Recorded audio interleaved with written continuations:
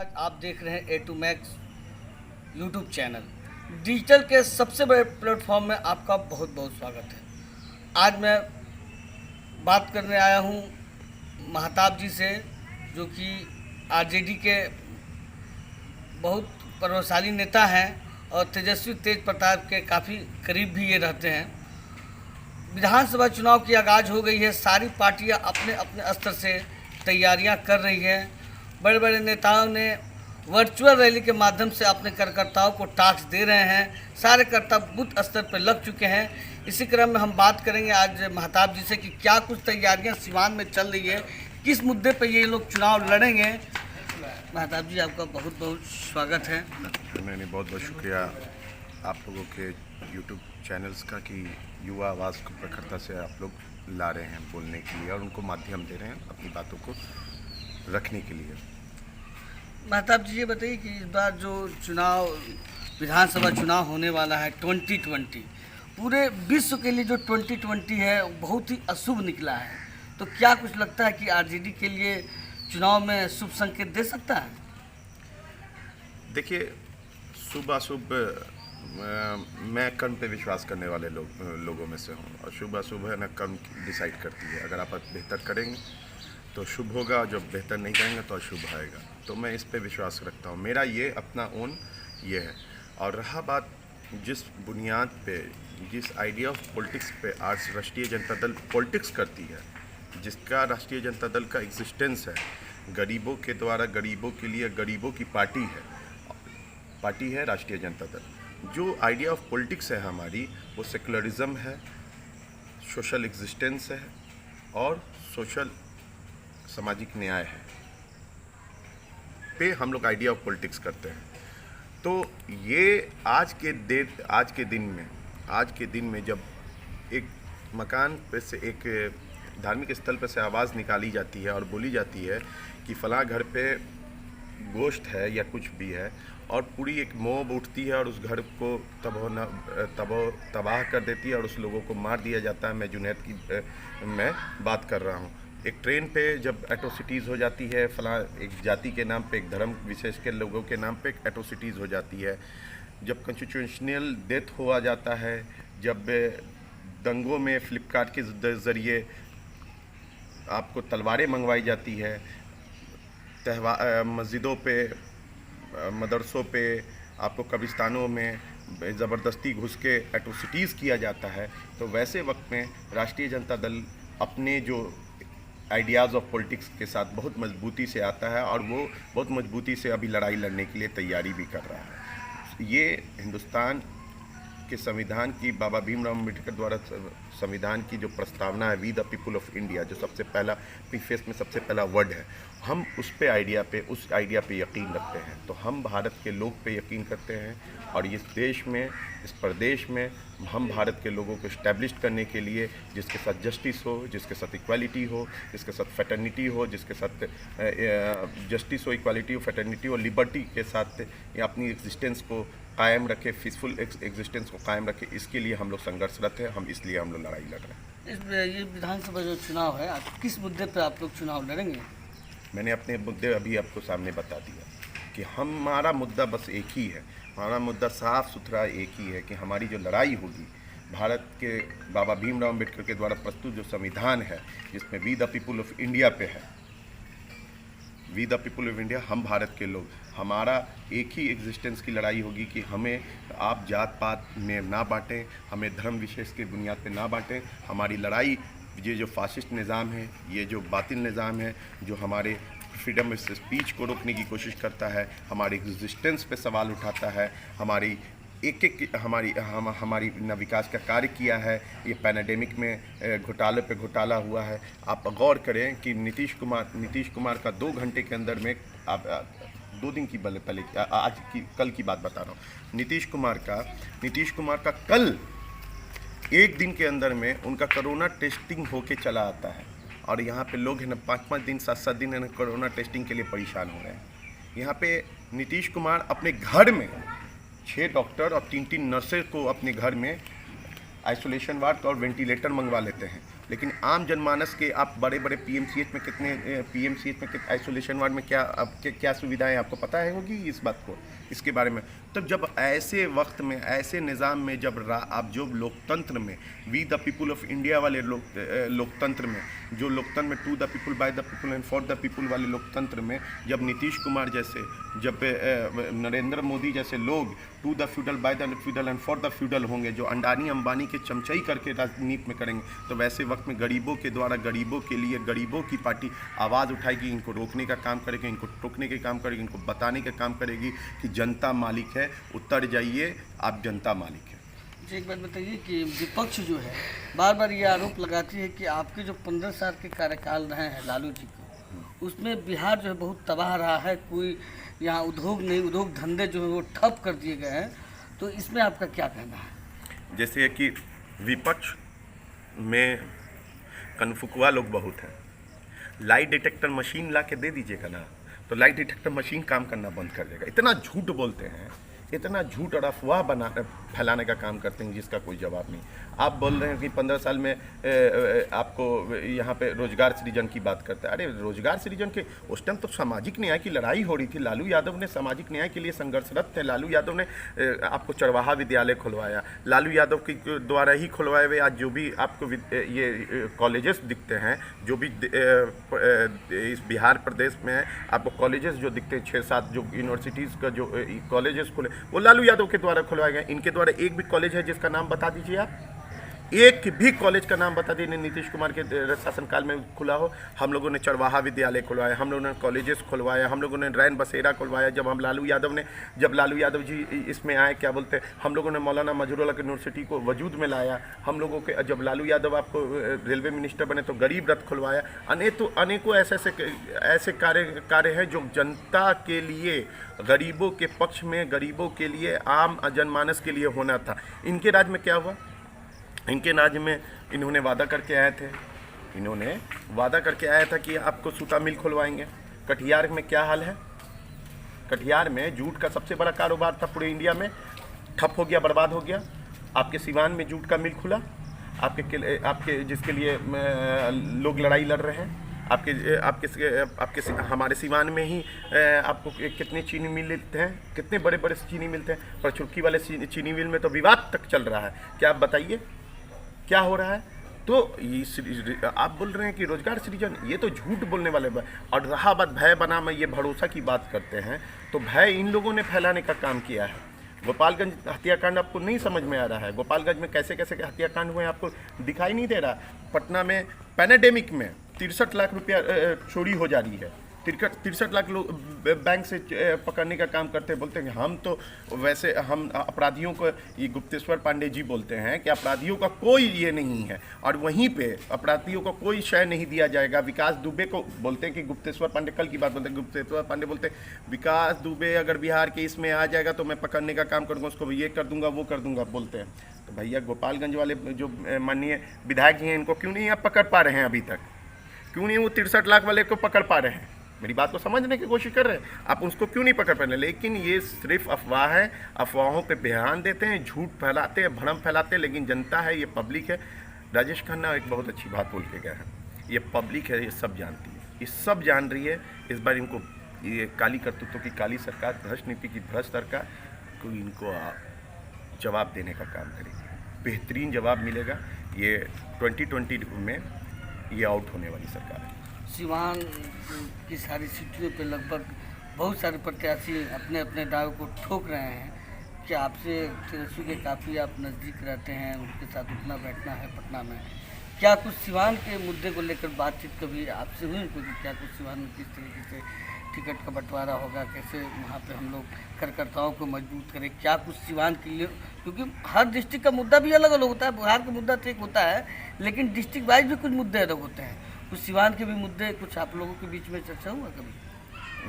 आबिद भाई, बेशक आपने बड़ा अहम सवाल किया कि हर डिस्ट्रिक्ट के अपने एक मुद्दे होते हैं, और हम जिस डिस्ट्रिक्ट में हैं, जिस सिवान हमारा मातृभूमि है और पटना हमारी कर्मभूमि है।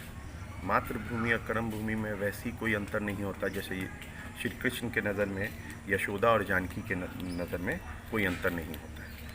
तो मेरे लिए ये सरजमी में और पटना में कोई अंतर नहीं है, लेकिन यहाँ के मुद्दों के लिए मैं भी बहुत बेहद प्रखरता से आवाज़ उठाया। जब जीरादेई में गोद लिया हुआ गांव था, सांसद ओम प्रकाश यादव थे, उस गांव के गोद लेके भी उनके साथ जीरादेई में राजेंद्र बाबू के गांव को जब उन्होंने गोद लिया था, वहाँ पे कोई काम नहीं किया था, तो वहाँ से लेके मैंने सिवान मुख्यालय तक पद यात्रा निकालने का काम मैंने किया था। सोलर लैंप पे इनका घोटाले पे मैंने आवाज़ प्रखरता से उठाई थी, जिसके कारण इनका और मैंने सारे जिनके कारण इनका टिकट कटने का काम किया। यहाँ के भी विवेशक मुद्दे हैं और यहाँ के बेशक मुद्दों के लिए लड़ाई हमारी राष्ट्रीय जनता दल यहाँ पे मजबूती से लड़ रही है। रही बात टिकट की बात आप हमसे कर रहे हैं, तो मैं आपको बता दे रहा हूँ कि यहाँ की टिकट शहाबुद्दीन साहब के वजह से पड़ती है और हमारे गार्जियन यहाँ पे अवध बिहारी चचा भी हैं, जो संसदीय बोर्ड के चेयरमैन हैं। इन लोगों के राय मशवरे के बगैर यहाँ की टिकट किसी को मिलने जाने वाली नहीं है, समझ गया।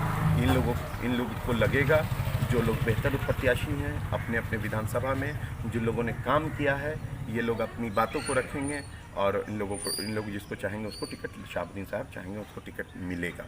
रही बात तेजस्वी जी की, तेजस्वी जी देश में सबसे युवा प्रतिपक्ष का नेता अगर कोई है तो वो तेजस्वी यादव है और बेहद प्रखरता से अपनी आवाज़ को हर मुद्दों पे अगर उठाने वाला कोई है तो वो तेजस्वी यादव है। मैं मेरा अपना ओन मेरी जो लड़ाई होगी इस बार, मैं जिसलिए संघर्ष कर रहा हूँ कि मैं तेजस्वी यादव को सीएम बनाने के लिए लड़ रहा हूँ। मैं तेजस्वी यादव को सीएम बनते हुआ देखना चाहता हूँ। तेजस्वी यादव को सीएम बनाने के लिए जिस तरह की भी कुर्बानी देनी होगी हम लोग देंगे। हम पिछड़े बहुजन अक़लियत वाले लोग देंगे और उनको मुख्यमंत्री बना के एक ऐसा सरकार बनाए जाएंगे जो सोशल जस्टिस पे आधारित होगी, जो जस्टिस पे आधारित होगी, जिसको मैं फिर बोल रहा हूँ कि बाबा भीमराव अम्बेडकर के द्वारा संविधान के आइडियाज़ पे अक्षरशः उतारने के वाला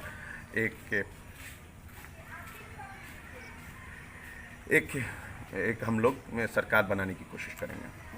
अमूमन ये देखा जाता है कि जो विधानसभा क्षेत्र में कार्यकर्ता जो हैं झंडा धोते रहते हैं, मेहनत करते हैं, एक एक कार्यकर्ता को बूथ लेवल पे मजबूत करते हैं और पैरेड से क्या होता है किसी को उतार दिया जाता है।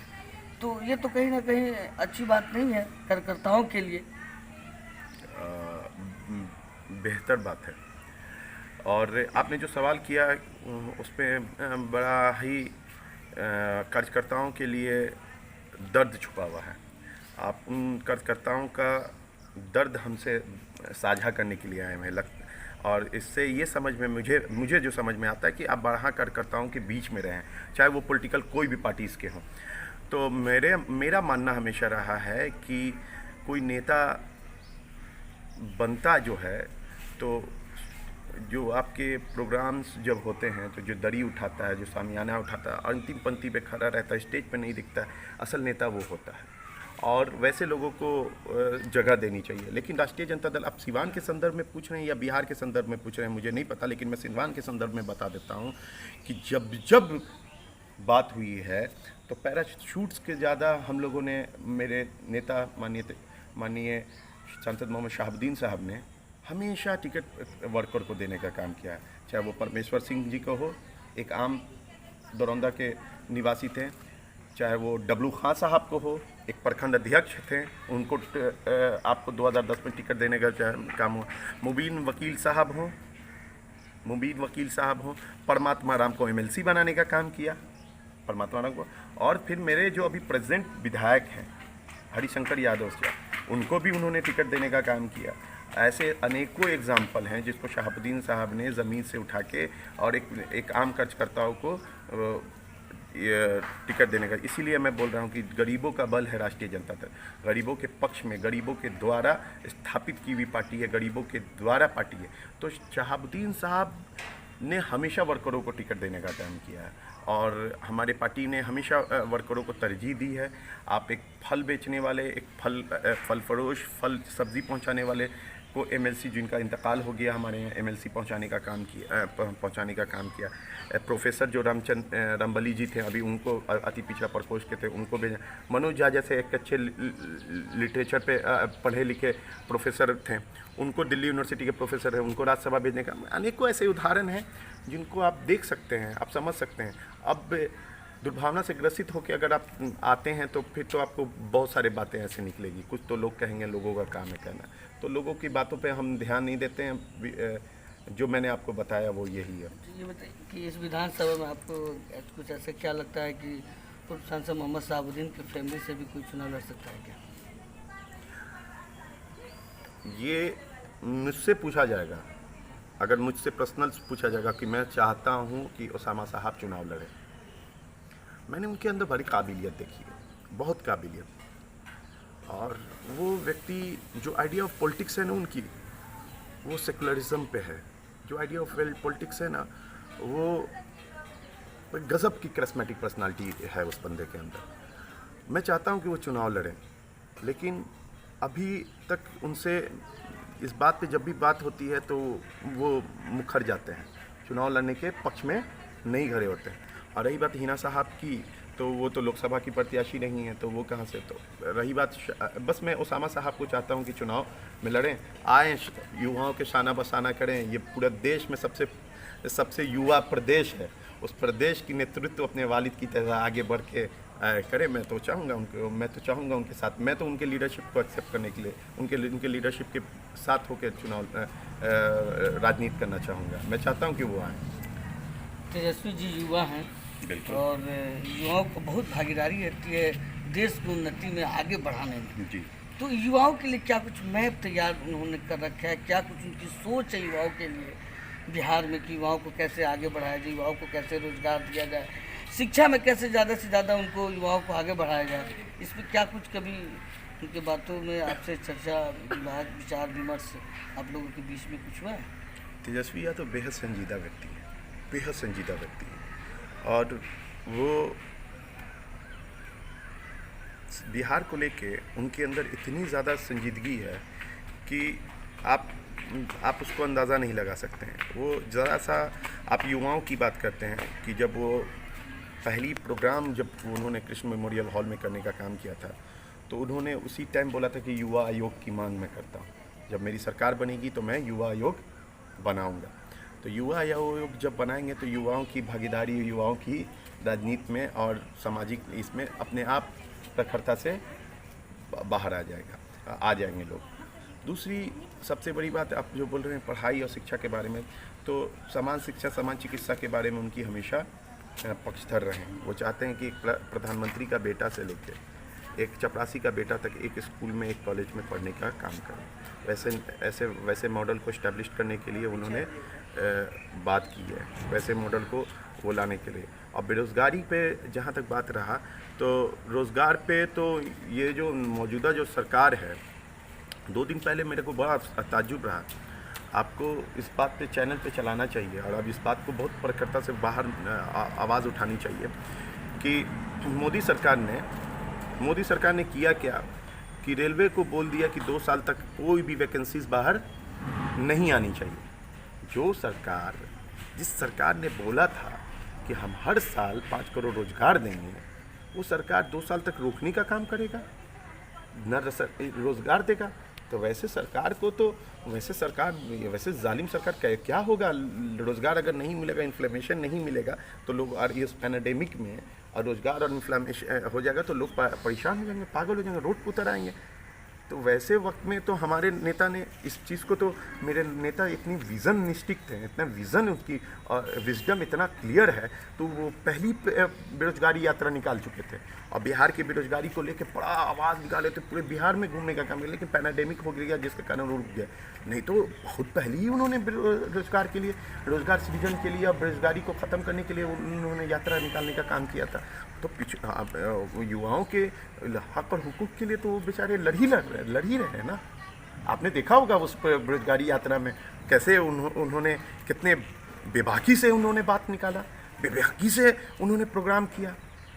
आप देखें, गज़ब की लोगों के बीच में गुस्सा था, रोष था। उस रोष के बीच में वो लोगों के पास गए कि बताइए, नीतीश जी ने और रंगा बिल्ला ने वादा किया था 5 करोड़ सरकार रोजगार के, उन्होंने रोजगार नहीं दिया। अब तो हद हो गया। मैं तो अभी जाऊंगा पटना तो मैं सबसे पहले बोलूँगा ये जो 2 साल तक रेलवे की नौकरी रुकने पे हुई है भैया, तो इस पर भी कुछ अपनी आवाज़ को बुलंद करें।